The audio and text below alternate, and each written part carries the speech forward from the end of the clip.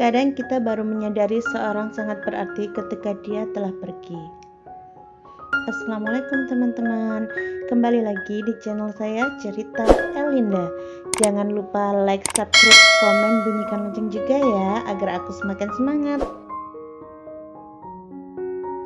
Yuk kita lanjutkan lagi flashback Narendra dalam novel Islami romantis Imam Pengganti karya Elinda part 25. Nasi sudah menjadi bubur. Selamat membaca, terima kasih. Pov Narendra. Dengan perasaan hancur, aku harus merelakan cintaku. Padahal tinggal selangkah lagi akan memilikinya seutuhnya. Namun takdir seolah mempermainkan. Harapanku saat itu adalah dengan aku pergi sebelum hari pernikahan, acara pernikahan akan dibatalkan. Aku tahu Yesa akan sangat membenciku, begitupun dengan orang tua kami. Namun, aku benar-benar terpaksa. Tidak ada pilihan lain selain aku dan Kikan pergi menjauh.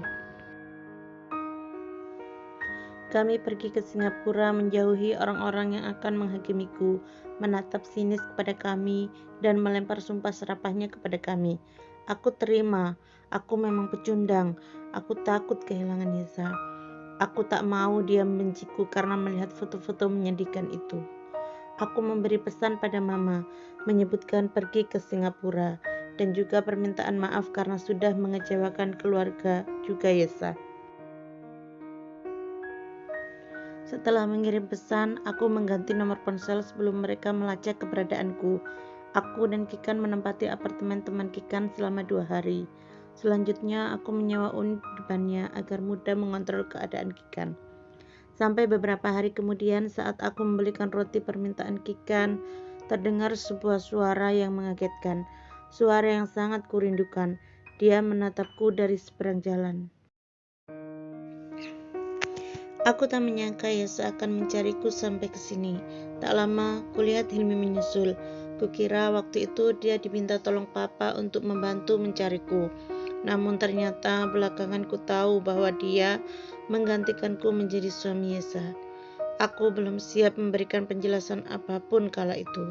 Walau aku sangat merindukan Yesa, tapi aku memilih untuk pergi meninggalkannya kembali. Aku tahu dia pasti kecewa dan terluka. Aku hanya tidak mau dia membenciku, walau aku memang patut untuk dibenci. Di Singapura, kami berkonsultasi dan melakukan pemeriksaan untuk penyakit Kikan. Kikan menolak melakukan kemoterapi. Dia mengkhawatirkan keselamatan bayinya. Walau dokter sudah mencoba meyakinkan cara itu aman, tapi rasa takut tetap menghantui. Karena dokter sebelumnya mengatakan efek terburuknya adalah cacat lahir atau keguguran. Baginya, bagaimanapun bayi itu kelak yang bisa menyatukan aku dengannya. Karena itu, tak mau kandungan celaka. Karena dia ngotot tidak mau kemoterapi, maka hanya berobat jalan yang ditempuh. Aku memperlakukannya dengan baik, bersikap seperti pasangan yang berbahagia. Mengantarnya periksa demi agar dia tetap semangat menjalani hidup, juga bayinya agar sehat. Hari berganti hari, dia pun pasrah dengan keadaannya yang buruk. Jikalau sembuh pun, kami tak mungkin hidup bersama karena orang tua kami tidak merestui. Kalaupun bisa bersama, maka seperti inilah kehidupan kami, menjauh dari keluarga. Kikan juga tahu kalau aku sangat mencintai Ayesa. Ragaku bersamanya, tapi jiwa ini tetap ada Ayesa. Kikan hanya ingin aku mendampinginya sampai titik akhir perjuangannya. Sampai pada usia kandungannya 5 bulan, dia kembali merasakan sakit yang teramat. Kubawa dia ke rumah sakit dan langsung dilakukan tindakan. Setelah menjalani serangkaian tindakan medis, Kikan siuman dan memintaku mendekat. Dia meminta maaf karena selama ini sudah merepotkanku. Kikan pun menyampaikan sebuah rahasia yang membuatku terkejut kembali. Ternyata orang yang menjebak kami adalah Maura, sahabat Kikan sendiri. Dia mengetahuinya melalui CCTV di lorong apartemen beberapa hari setelah kejadian itu terjadi. Tetapi Kikan tak berani menyampaikan kepadaku karena takut aku marah dan meninggalkannya. Kikan masih tak bisa menemuinya dan minta penjelasan pada Maura karena Maura tiba-tiba menghilang dan memutuskan komunikasi. Belakangan Maura mengirim email minta maaf dan beritahu bahwa dia melakukan ini karena disuruh oleh papa Kikan. Sebenarnya Maura menolak karena mereka bersahabat, namun Maura butuh uang banyak untuk pengobatan ibu. Akhirnya dia merencanakan semua itu, membuat Rendra tertidur dengan obat tidur yang dimasukkan di minuman dan sebelumnya memberikan obat tidur. Setelah memastikan Rendra tertidur, dia dibantu orang suruhan Papa Kikan mengatur situasi di kamar hingga seperti dalam foto yang dipakai untuk mengancamku. Sungguh licik. Rasanya aku ingin segera pergi menemui Maura dan Papa Kikan lalu menyeret mereka ke balik jeruji, karena perbuatan mereka telah menghancurkan hidupku. Rahasia berikutnya yang diungkapkan Kikan adalah calon bayi yang dikandungnya bukanlah anakku, melainkan anak teman kerjanya. Mereka melakukan hubungan terlarang saat Kikan mabuk. Setelah Kikan tahu kalau hamil, dia memojokkanku sebagai orang yang harus bertanggung jawab karena masih mencintaiku. Sampai akhirnya kami tahu bahwa dia mengidap kanker otak stadium 3. Lengkap sudah semuanya. Aku tulus menolongnya agar sembuh dan selamat sampai melahirkan, mengorbankan cintaku pada Ayesa dan menerima pandangan buruk dari orang-orang terdekat, terutama orang tua. Ternyata semua hanya sebuah permainan konyol yang mereka ciptakan. Kikan merasa umurnya sudah tak panjang lagi. Dia minta maaf karena menyeretku dalam masalah yang pelik. Awalnya dia tak berniat melibatkanku, tapi karena terdesak dan ada kesempatan untuk memilikiku kembali, dia terpaksa melakukannya. Aku memang marah kepadanya, bahkan sangat marah, karena dia mempermainkanku. Namun, melihat ketulusannya minta maaf dan mengingat kembali hubungan baik kami terdahulu, serta keadaannya sekarang yang sangat memprihatinkan, membuatku luruh juga. Dengan berat hati aku memaafkannya. Biarlah semua orang benciku, asal aku tidak melakukan seperti yang mereka pikirkan. Aku ikhlas menemani Kikan melewati hari-hari terberatnya, walau mengorbankan semua yang kumiliki. Sesaat setelah aku mengatakan bahwa aku memaafkan dia atas semua yang telah terjadi, dia mengembuskan napas terakhir beserta calon anaknya dalam kandungan. Saat orang tua Kikan dikabari bahwa putrinya meninggal, mereka sangat terpukul. Tak menyangka Kikan akan meninggalkan mereka begitu cepat. Papa Kikan minta maaf padaku atas apa yang dia lakukan. Aku belum memaafkannya karena dampak dari perbuatannya sangat merugikan. Biarlah waktu yang menjawab. Perbuatan keji membuat darah dagingnya sendiri menerima akibat yang fatal. Mungkin semua sudah hukum alam. Hilmi dan Yesa mendengarkan semua cerita Rendra dengan penuh keharuan. Tak menyangka akan seperti itu hal yang dialami Rendra. Saat melihat video kiriman Miko, mereka menganggap bahwa Rendra sedang menikmati kebersamaan dengan Kikan selayaknya orang pacaran, saling bergandengan tangan dan tertawa bersama. Ternyata kala itu Kikan sedang sakit parah dan Rendra menemaninya untuk menguatkan. Sekarang nasi sudah menjadi bubur, tidak ada yang perlu disesali. Semua sudah terjadi dan tak mungkin kembali. Rendra sudah memilih jalan hidupnya, begitu pula dengan Ayesa dan Hilmi. Mereka sudah saling mencintai, tak ada orang lain yang bisa menggantikan posisi keduanya. Aku menceritakan yang sebenarnya. Terserah kalian percaya atau tidak, sekarang aku sudah hancur, tak ada lagi yang mencintaiku. Rendra memejamkan mata, mencoba menguatkan hati. Dia rapuh, bahkan sangat rapuh. Ayesa bergeming, tak tahu harus berkata apa. Semua seperti mimpi baginya. Kak Rendra, jangan begitu. Mama Lucy dan Papa Haris pasti sangat mencintai Kak Rendra. Begitupun denganku. Setelah kejadian ini, kita tetap bersaudara, bukan? Helmi mencoba menghibur Rendra yang masih terluka hatinya. Bagaimanapun dia tetap menganggapnya seorang kakak yang baik. Teringat dulu sewaktu baru dikenalkan dengan Rendra, Hilmi masih kelas 4 SD. Rendra memberikan hadiah tas dan sepatu kepadanya. Mereka berangkulan setelah Papa Haris mengatakan bahwa Hilmi adalah adiknya. Hilmi sangat senang karena mempunyai saudara, karena dia anak tunggal dan yatim piatu dari kecil. Tahun demi tahun mereka sering berjumpa saat liburan sekolah. Rendra kecil diajak berkunjung ke rumahnya. Mereka diajak jalan-jalan dan makan di restoran oleh Papa Haris. Rendra tidak pernah menganggapnya orang lain.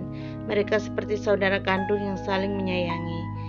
Hingga beranjak remaja pun mereka sering bertemu walau hanya setahun 1 atau 2 kali karena Hilmi di pesantren. Tapi aku membencimu sejak kamu menggantikan posisiku di samping Ayesa, ujar Rendra sengit. Hei, apa maksudmu? kamu yang pergi meninggalkanku. Lalu sekarang kamu menyalahkan Mas Hilmi yang telah menggantikan posisimu di sampingku. Kamu egois, Narendra. Ayesa tidak terima dengan ucapan Rendra. Bisa-bisanya dia menyalahkan Hilmi di posisi sekarang. Sudah sayang, sabar. Hilmi mengangkat tangannya, minta Yesa bisa menahan diri agar tidak semakin emosi. Kak, aku tahu aku salah tiba-tiba menggantikan posisimu menikahi Ayesa. Akan tetapi itu di luar kehendakku kala itu. Asal kakak tahu, yang minta aku melakukannya adalah Papa Haris. Awalnya aku ke Surabaya untuk menghadiri acara pernikahanmu sehari sebelumnya, tapi ternyata aku diminta Papa Haris menggantikanmu menjadi mempelai pria. Ingatan Hilmi melayang pada masa dia diminta Haris menggantikan Rendra. Kakak bisa bayangkan bagaimana posisiku saat itu, bagaimana perasaan orang tuamu, juga orang tua Ayesa, apalagi perasaan Ayesa sendiri. Dia yang saat itu sangat mencintaimu harus kehilanganmu di saat detik-detik pernikahan kalian. Dia seperti kehilangan separuh jiwanya setelah kamu pergi. Apa kamu pernah memikirkannya? Hilmi mengklarifikasi tuduhan Rendra, berharap Rendra menerima kenyataan yang telah terjadi pada mereka. Rendra hanya melengos. Seharusnya pernikahan itu dibatalkan, bukan menggantikanku dengan orang lain. Apa kau sengaja mengajukan diri menggantikanku, berlagak seperti seorang pahlawan kesiangan? Kau ingin menikah dengan calon istriku agar bisa hidup mewah, karena menjadi menantu seorang Handaka Wijaya, bukan? Rendra semakin geram. Cukup! Ayesa tak tahan mendengar tuduhan Rendra. Kamu keterlaluan, Rendra. Harusnya kamu berterima kasih pada Mas Hilmi. Karena Mas Hilmi, keluargamu tak menanggung malu. Asal kamu tahu, kini aku bersyukur karena kepergianmu waktu itu. Memang benar, aku sangat terpukul sampai-sampai aku mencarimu ke Singapura. Tatapan Yesa tajam menghujam ke arah Rendra. Tapi Mas Hilmi yang menguatkanku. Dia yang merubahku menjadi Ayesa yang lebih baik. Aku beruntung dan bersyukur menjadi istrinya. Aku mencintai Mas Hilmi yang juga mencintaiku dengan tulus, bukan menjebakku dalam cinta yang palsu sepertimu. Yesa bangkit dari tempat duduk lalu melangkah ke arah Hilmi dan menggandeng lengannya. Ayo sayang, kita pergi. Buang-buang waktu saja bicara dengan orang seperti dia. Hilmi ikut bangkit. Sebelum melangkah, dia minta maaf terlebih dahulu pada Rendra, lalu pergi meninggalkan Rendra yang matung sendirian. Di dalam mobil, baik Yesa maupun Hilmi membisu. Mereka sibuk dengan pikiran masing-masing. Kedatangan Rendra secara mendadak membuat mereka sangat shock, walau mereka yakin suatu saat Rendra akan kembali. Setelah perjalanan sekitar 20 menit, sampailah mereka di rumah keluarga Wijaya. Kalian sudah pulang? Bagaimana makan malamnya? Pasti menyenangkan. Mama yang sedang mengambil minuman di dapur mendapati mereka hendak menaiki anak tangga. Iya, Ma. Kami masuk dulu. Yesa sudah ngantuk katanya, jawab Hilmi sopan. Dia tak mungkin mengatakan pertemuannya dengan Rendra barusan. Dia akan mencari waktu yang tepat untuk membicarakannya. Setelah itu melanjutkan langkah ke kamar. Hilmi melihat Yesa menangis di sofa. Hilmi mendekatinya, duduk di sampingnya, membiarkan sepersekian detik, lalu secara perlahan membawa Yesa dalam dekapan. Entah perasaan seperti apa yang dirasakan Yesa sekarang. Bagi Hilmi, kembalinya Rendra bisa membuka luka lama Yesa yang baru sembuh. Mas, apa kamu sakit hati dengan perkataan Rendra tadi? Wajar kan aku membencinya? Setelah kondisi hatinya lebih baik, Yesa membuka percakapan di antara mereka. Sakit hati itu manusiawi, sayang. Kak Rendra sudah menceritakan alasannya pergi. Jujur, aku juga tak suka dituduh seperti tadi. Tapi coba kita memahami perasaannya juga. Dia sedang berada di titik terendah. Semua akan salah di matanya saat ini. Apalagi dia tahu bahwa kita sudah saling mencintai. Mau tidak mau dia harus bisa menerima takdir yang ditetapkan Allah. Biarpun itu pahit, tetap maafkan dia. Hilmi mencoba menjelaskan dengan bijak. Bohong jika dia tidak sakit hati dengan ucapan Rendra yang menyudutkannya. Tetapi dia juga tidak bisa egois karena keadaan Rendra memang sedang terpuruk. Dia membutuhkan kasih sayang orang-orang yang terdekat untuk mengembalikan semangat hidupnya kembali. Sempat terpikir di benak Hilmi untuk memberitahu Papa Haris, tapi dia tak tahu di mana Rendra sekarang tinggal. Seharusnya tadi dia tak buru-buru pergi agar bisa minta alamatnya sekarang. Namun, perasaan Yesa juga tidak bisa diabaikan. Yesa pasti terluka kembali. Sementara itu, Rendra semakin terpuruk di dalam kamarnya. Dia menyewa sebuah apartemen karena belum mau pulang ke rumah orang tuanya. Pengakuan Yesa yang mengatakan dia bersyukur karena kepergian Rendra dan dia mencintai Hilmi membuatnya semakin jauh dari keinginan untuk mengajak Yesa kembali bersama. Penyesalan selalu datang terlambat. Andai saja dia tak meninggalkan Yesa. Rasanya kepala Rendra sangat pusing.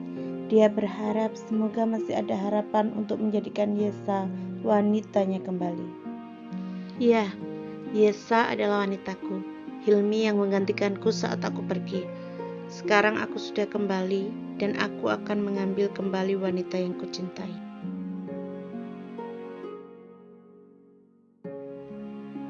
Terima kasih sudah membaca sampai akhir. Jangan lupa like, komen, dan subscribe ya. Semoga teman-teman selalu sehat dan dimurahkan rezekinya.